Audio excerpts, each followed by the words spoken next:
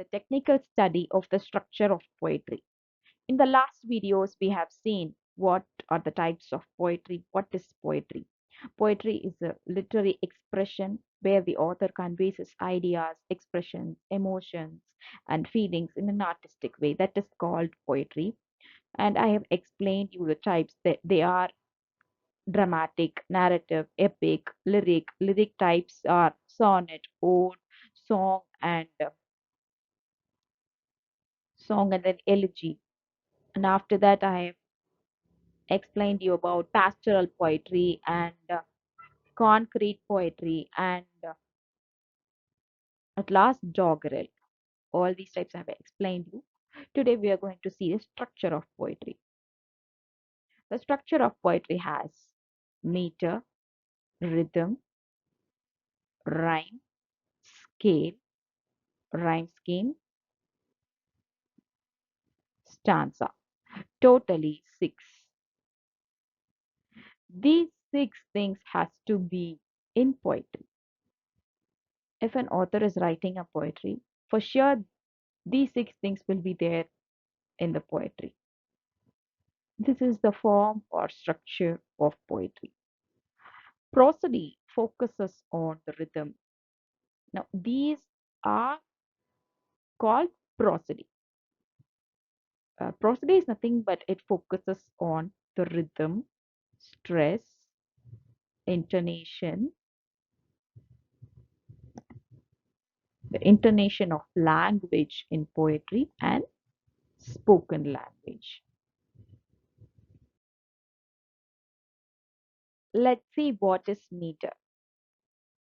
Meter is the rhythmic structure of poetry determined by the arrangement of stressed and unstressed syllables in a line. Meter is nothing but the pairs. In poetry, there will be many lines, right? In a single line, how many foot, how many pairs are there in a line? That is called meter. If there is 5 foot, if there are 5 pairs, then it is called pentameter. If there are 4 pairs, then it is called tetrameter. Here I will tell you mono. Mono.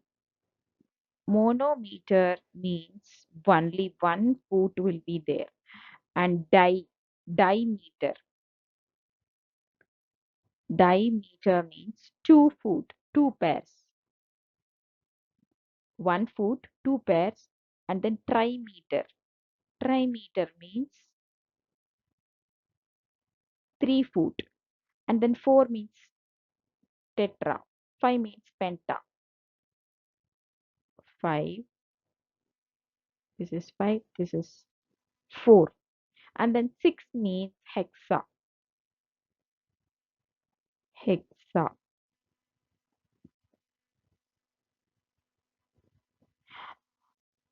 Okay, let's see what is iambic, what is trochaic. Iambic means in that line, unstressed and stressed syllables will be there. It is mostly common in Shakespearean sonnets. In the line,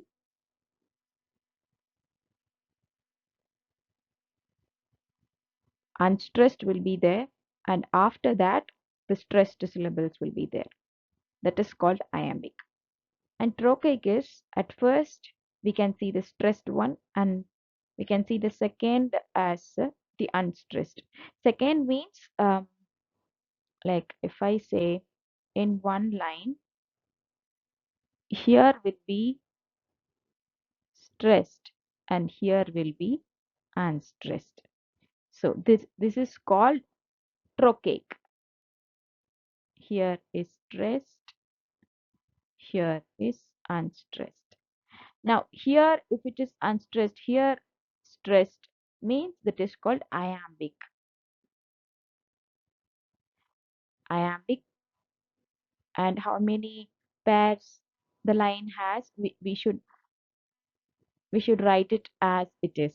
If it is having 3 foot, then it is trimeter. If it is having 6 foot, then we have to write hexameter. So iambic means unstressed and stressed, and trochaic means stressed and unstressed. To have it in your mind in a simple way, let me tell you one thing. For stressed, you can have it as dumb. Dumb is the thing where we are stressing and telling it, right? So for stressed, you use it as dumb. For unstressed, da. Da is unstressed. So iambic means da, dumb. Da, dumb. For trochaic, dumb, da.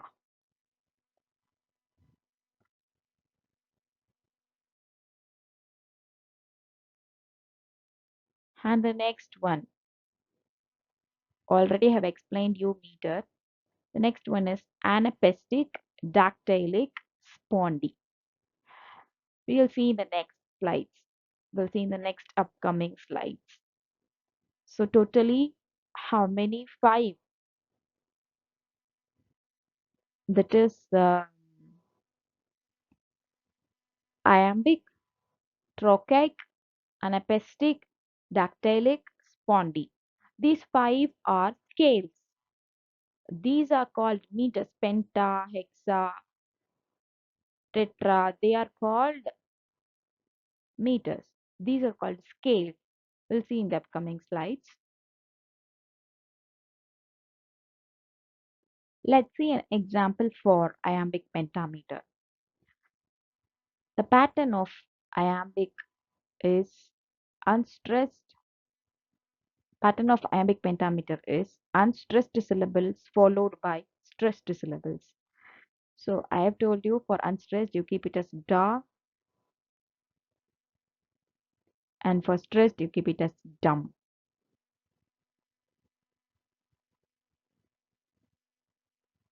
You keep it as dum. Shall I compare thee to a summer's day? So this is the title of Shakespearean sonnet, Shakespearean poetry. It is a sonnet. So shall I.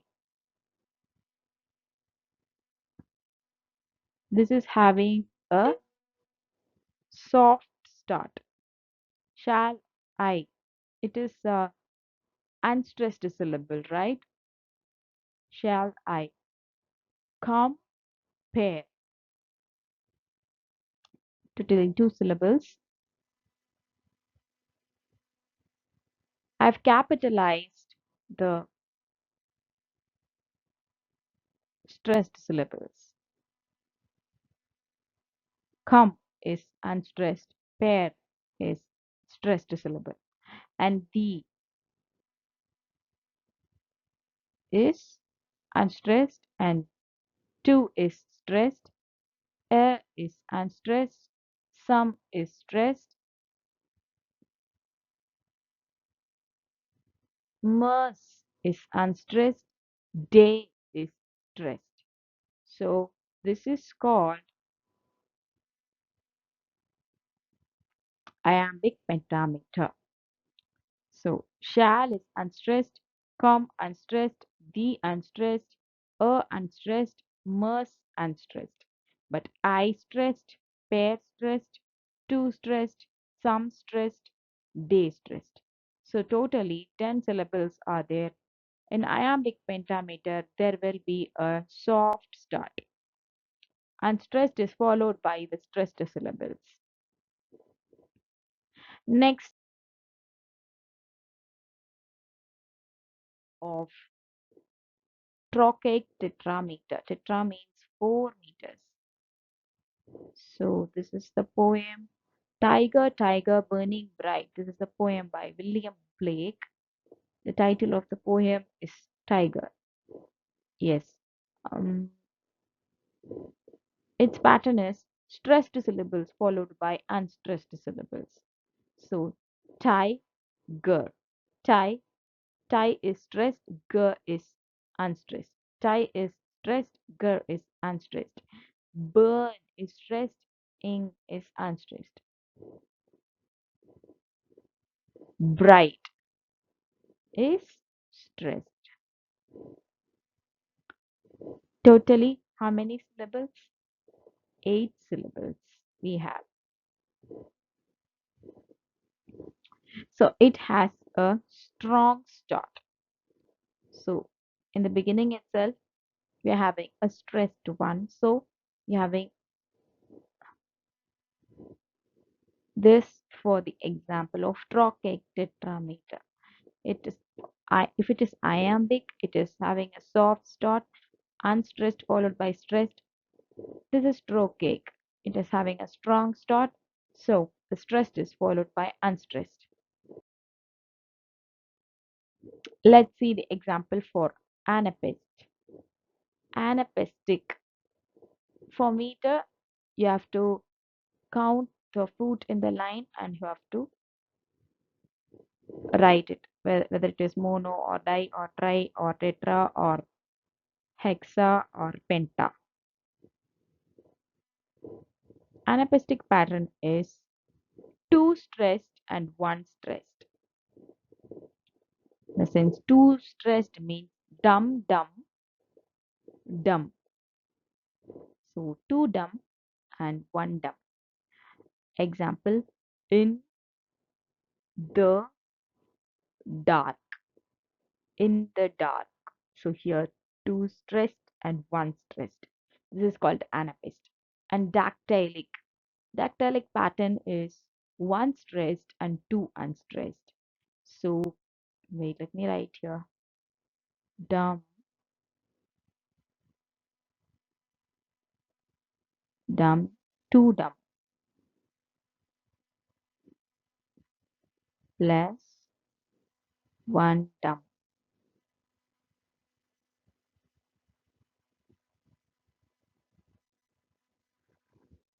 And dactylic is one stressed.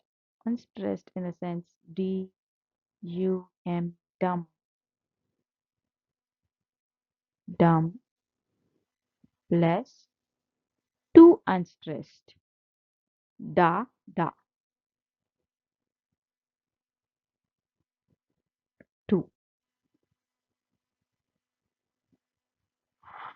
So hap, that is one stressed. Pili, happy, Pili is two unstressed syllable. And then spondic, spondic pattern, what that is? Two unstressed syllables. Sorry guys, here I have missed the T. I have to write T here. Heartbreak, two stressed syllables.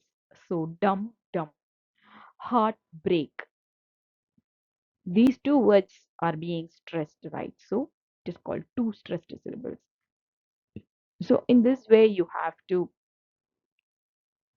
write the scales of the poetry. Now I have told you what are all those: iambic, trochaic, anapest, dactyl, spondic. These five are the scales of poetry, and the pentameter, hexameter, tetrameter, monometer, dimeter, trimeter, they are called the meter. Let's go to the next one. What is rhythm? Rhythm refers to the pattern of stressed and unstressed syllables that create a musical quality in poetry. It helps establish the pace and flow of the poem. So rhythm is nothing but the pattern of the rhythm is considering the scale. What is the scale? So that is called rhythm. Stressed and unstressed syllables, right? So we are having iambic, trochaic, anapest, dactylic, and spondic. So that determines the rhythm of the poem. The next one is rhyme. Rhyme is the thing that involves the repetition of similar sounds, usually at the end of lines in poetry, adding musicality and cohesion. So, the end of the lines, there will be repetition. So, there are three kinds of rhyme: perfect rhyme, slant rhyme, and I rhyme. Perfect rhyme is both the consonant and the vowel sounds match. So the last words sorry, the last letter T, T, as well as last two letters cat, hat. So the last two letters are same. So it is called the perfect rhyme. Let us go to I rhyme. I rhyme. Here, the last three letters are same. So it is called an I rhyme. Words look alike but are pronounced differently. Love, move. Yes, these both are different, but it's pronounced as sorry guys. These both words are looking like each other. It's similar to each other. Love, move. These both words are similar to each other, but it's being pronounced in a different way. So it is called I rhyme. And the next one is slant rhyme. Slant rhyme in the sense as a half rhyme. Similar sounds, but not an exact match. So if there is not an exact match, that is called a slant rhyme. Example, shape, keep. So here comes E and here comes P. So this is a vowel, this is a consonant. From this itself, you can differentiate if there is a vowel and consonant in the last letters, it is called slant rhyme. If there are two letters same at the last, then it is called perfect rhyme. If the three letters in the end are very same, that is called I rhyme. Let's go to the next slide. Let's see what is scale. Let's end with this slide itself, and the other slides let us see in the next video. Scale in poetry refers to the relationship between the stressed syllables in a line. The common scales include iambic, trochaic, anapaestic, and dactylic. As I told you before, these are the scales of poetry. In the previous slides itself, I have explained it to you. Iambic is unstressed followed by stressed. Trochaic is stressed followed by unstressed. Anapaestic is two unstressed followed by one stressed syllable. Dactylic is one stressed followed by two unstressed. Spondic, and the next one, fifth one is spondic.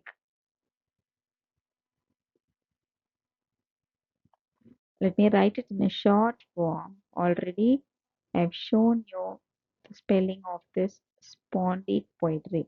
Spondic poetry is two unstressed syllables followed by stressed syllable.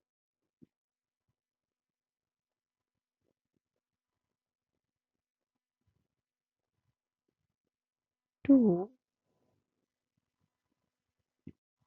unstressed followed by one stressed syllable. So that is called spondic. I hope this video will be useful to you. So today we have seen um, what are all the structures we have seen. First one, meter we have seen, and then scale, meter, scale, both the things we have seen in the first slide itself, and then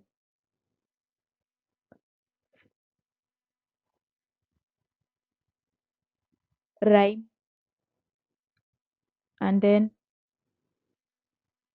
meter, scale, rhyme, and then and only one thing also we have seen, right?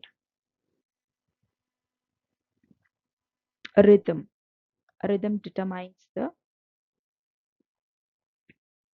musical quality, and that is scale. So totally, how many we have seen?